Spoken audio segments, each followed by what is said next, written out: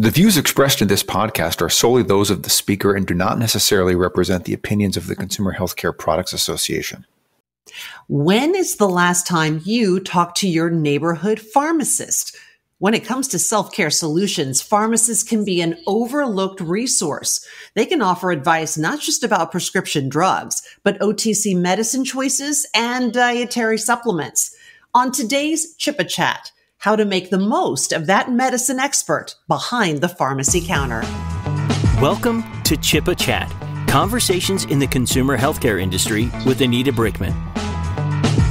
Hello, listeners. Hope everyone is doing whatever they can to stay healthy and safe these days as we continue to grapple with COVID-19 and its emerging variants. The pandemic has affected all of us, including those working in the pharmacy profession. And as health misinformation spreads like wildfire online, your pharmacist can be a trusted advisor on what's true and what's not.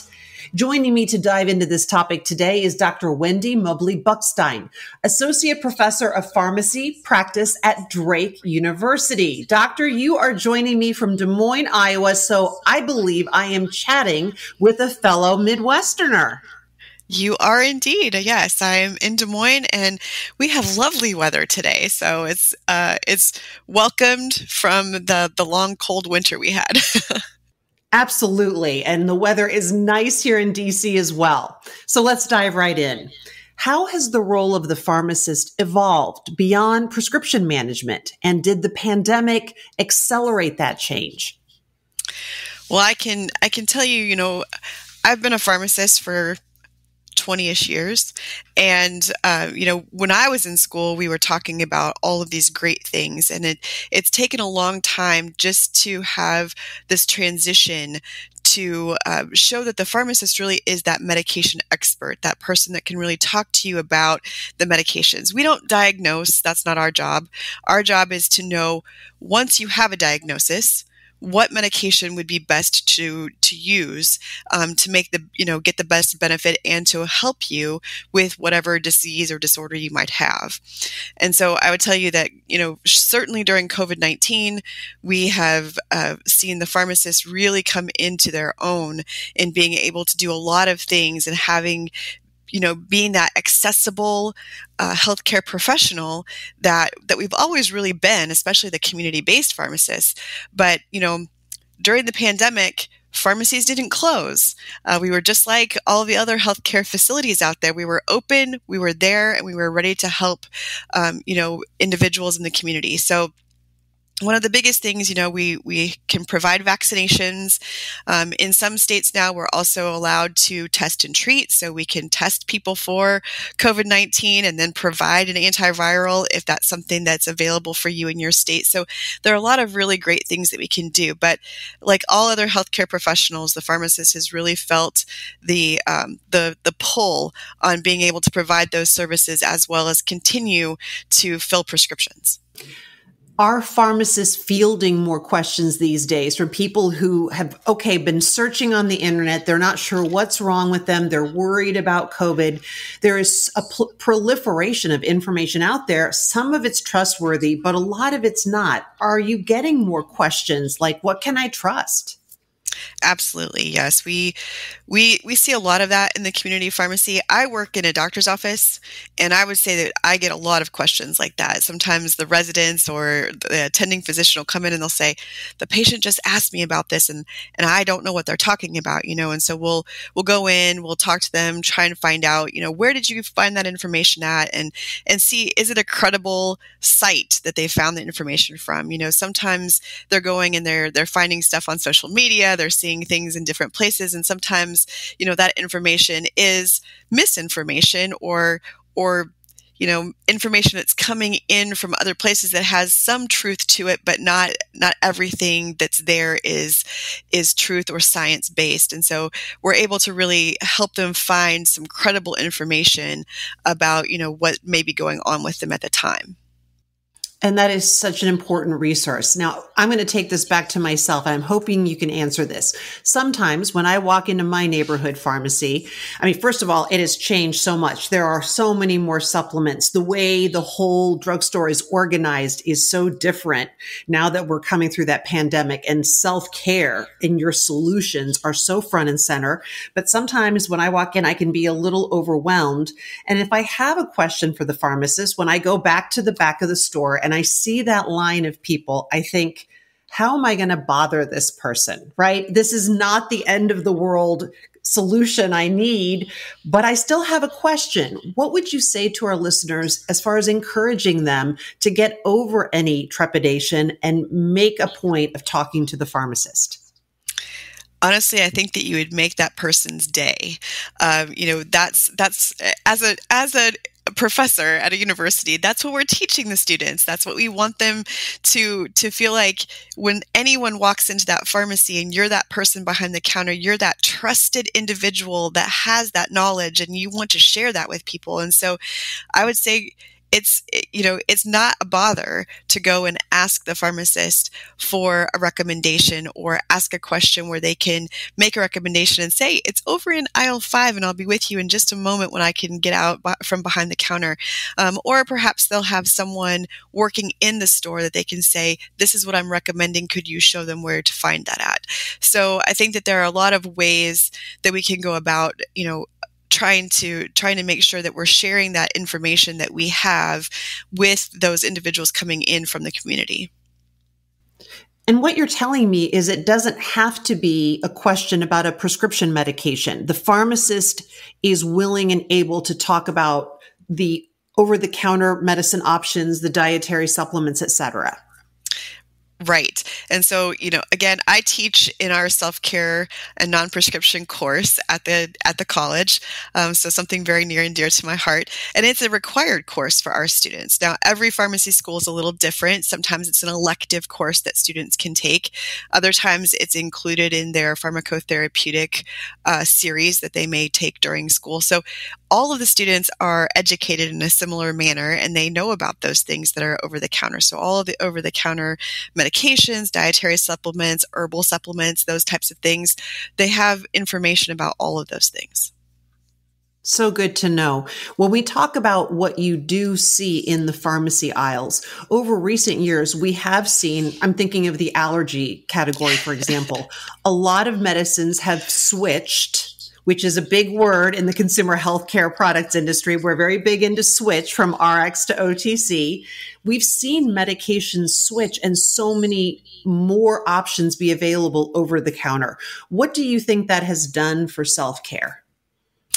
I really think, one thing that we talk a lot about with students is the fact that now you really need to know how to help individuals find those credible sources online, coming in and asking a question.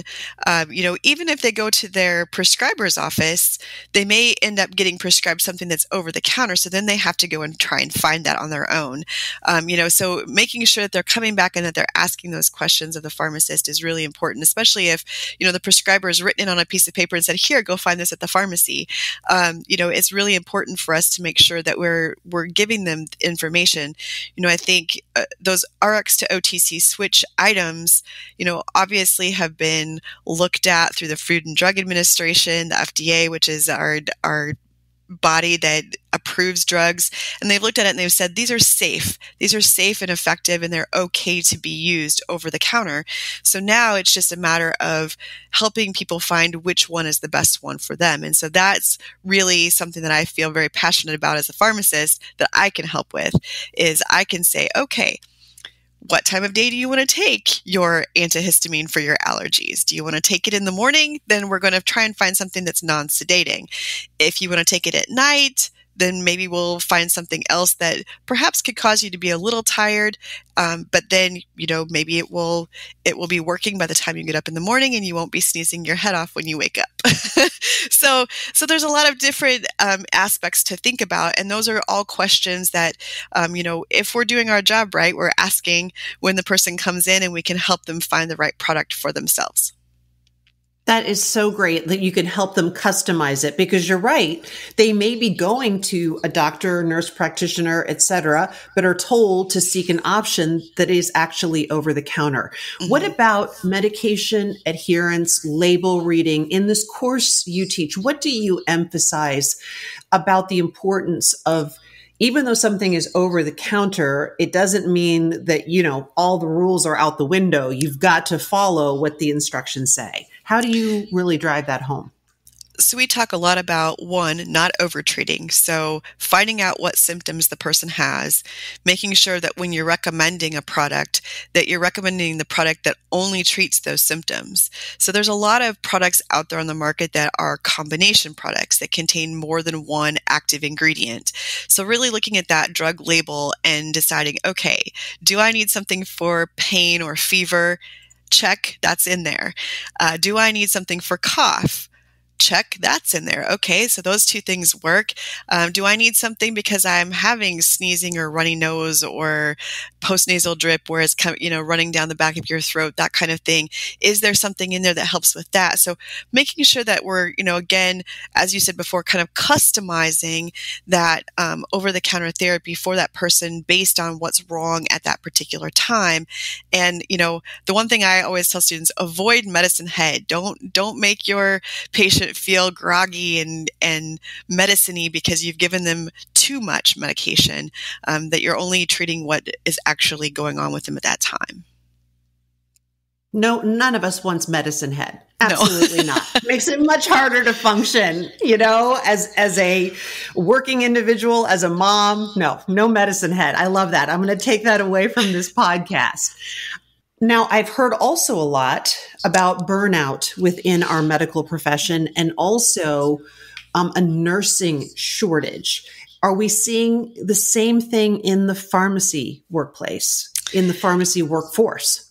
We are definitely seeing professional burnout everywhere, not just healthcare, but everywhere, just a shortage of individuals coming back into the workforce since COVID. And I don't really know what's causing that to happen other than maybe that fear of what happens if we have another surge or something like that. And now I'm going to be taken away from my family and I'm going to be working these long hours. And, knowing that we're working under these shortage conditions right now, a lot of people are working long hours and they're tired.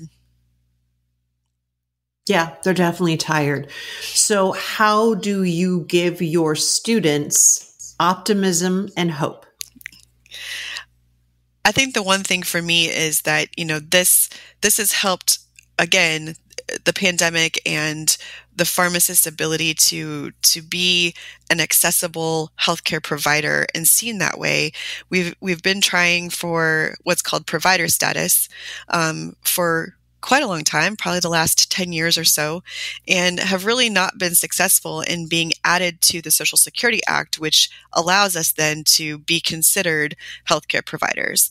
And so even though we are medication experts and we have all of this knowledge to share, we still can't be reimbursed for some of the educational services that we provide. So counseling patients or, perhaps the things that I do in the doctor's office, I'm not able to bill for the services that I do. So I think that it's interesting, to look at it from that point of view, but to show the students now, look, we're being recognized for all of these things. And now with the test and treat, we're being reimbursed for that.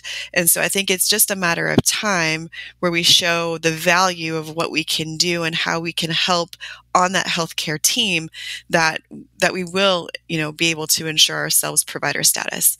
And so I think it's really important to think of it from that aspect.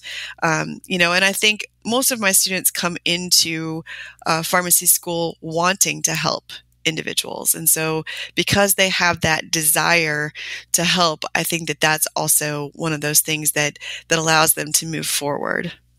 Do you think the fact that COVID vaccinations moved away from very specialized initially clinics and outreach centers into the pharmacy, do you think that has helped with this? Because I know all of a sudden it was very different from when I first started to try to get a vaccine versus when I got my booster and I could just walk into my local pharmacy and make that appointment. It was very empowering for me, as opposed to the earlier period of time where I was on lists and waiting. Obviously, that's also supply and demand, but the pharmacist became the vaccine provider. We did. And I think that that has really made a huge impact in just showcasing the skills that we have as pharmacists. And, again, everyone has a role and responsibility on that healthcare team. And so I think that it's our time to shine, perhaps with the different things that we can do. And that community-based pharmacist is definitely a resource that's been underutilized. And now all of a sudden really kind of shining the spotlight on those individuals and allowing them to do the things that we were trained to do. That is great. Also, I think that the pharmacist and all the products now available within the pharmacy are really changing care for things like diabetes, for example, where there is so much more there that you can access to take control of this condition. And I know this is an area of focus for you. Yeah, so I am a diabetes specialist. That's what I do at the clinic. So I help manage and educate patients in our clinic about diabetes. And, as far as self-care is concerned, I think the biggest thing is making sure that when you're selecting something over the counter, that it's not going to be something that's going to interact with your disease state. So there are a lot of over-the-counter products like cough syrups, for example, that contain a lot of sugar. And so making sure that we're, being able to point an individual in the direction of something that perhaps is sugar-free or has less sugar in it, so that it's not causing their blood sugar to spike really high. But additionally, the community-based pharmacist can help with testing, helping the patient know what is my goal range for my blood sugar? What should my A1C look like? And what are some different ways for me to be working to try and get my blood sugar better controlled? And so those are also other things. Disease state management in the community-based pharmacy is something that we've been working towards over probably the last 15 to 20 years. Diabetes is one of them, high blood pressure, high cholesterol, all types of different kind of management programs, if you will, but ways that we can just educate individuals on the different disease states and ways that they can potentially eat differently, manage different things with over-the-counter medications and or physical activity. So just talking about some of those types of things with patients and being able to help them better manage their disease states. One of the big things that we are really looking at doing is obviously employing more technology, allowing pharmacy technicians to work at the top of their license, and then allowing the pharmacist to do the things that we've been trained to do, which is talk with people and ask questions and help them find the medications and or over-the-counter medications, herbal supplements, dietary supplements, any of those types of things that might help them, just feel healthy and remain well. Your passion for your students truly shines through, even in your voice. I can see your face right now, but our listeners can't. Are there specific qualities you see in the younger generation of pharmacists to be that encourage you and inspire you, make you get up every day and go and teach? I would say that that's probably the one thing that is that keeps me going is those students keep me young. They keep you on the top of your toes. They ask a lot of great questions, and I think that that's perhaps one of the best things about going to work every day is that they come in and they're so curious and they have questions for you. And sometimes they're questions I don't know the answer to, but I always tell them it's okay not to know the answer. We just have to look it up. So sometimes we have to learn together and we do that. And I think that that's probably one of the things that's probably a highlight for me during my day. So I teach primarily second-year pharmacy students. The pharmacy program is a graduate program that students enter into after they've had at least 2 years of undergrad. So they have 2 years of undergrad. They can either apply and transfer into a pharmacy program, or our students, if they come through Drake, they still have to go through an interview process, and there's a certain GPA requirement and those kinds of things, but they can track right in, and it ends up being a 6-year program altogether. So it's a doctoral level program. They become a doctor of pharmacy when they graduate, and so I think that that's probably the thing that's really amazing to me is they come in as a second-year student pharmacist, and they've just come from the whole first year being all these hard foundational science courses with maybe like one communication course. And then they come in the second year, and we start just throwing all of these medications and pharmacologic action of drugs and all of these different courses at them. And they come in and they're very curious, and they, are wanting to work in a pharmacy and learn how to utilize these skills that we're teaching them in class. And that is such a great way to end this podcast. Hopefully you will be delivering many more excited and ready to learn and ready to help the world pharmacists to us. Dr. Wendy Mobley-Bukstein, thank you so much for being our guest on CHPA Chat and leaving us on such an inspiring note. Thank you for joining us here at CHPA Chat. For more information and to hear our entire catalog of shows, please visit chpa.org.